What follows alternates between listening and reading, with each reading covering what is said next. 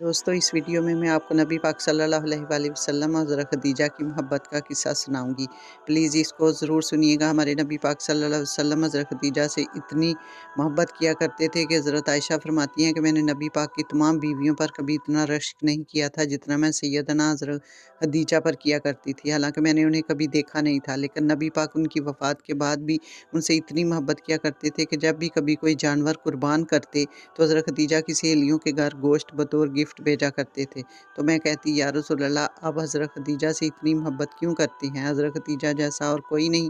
तो आपने इरशाद फरमाया कि हाँ, आयशा खदीजा जैसा कोई नहीं, क्योंकि उसने मेरा उस वक़्त साथ दिया था जब मेरे साथ कोई नहीं था। उसने मेरे मुश्किल वक़्त में मुझे कभी अकेला नहीं छोड़ा, और आपकी सारी औलाद भी हज़रत खदीजा से ही पैदा हुई। बस एक हज़रत इब्राहीम अलैहिस्सलाम जो हज़रत मारिया से पैदा हुए थे।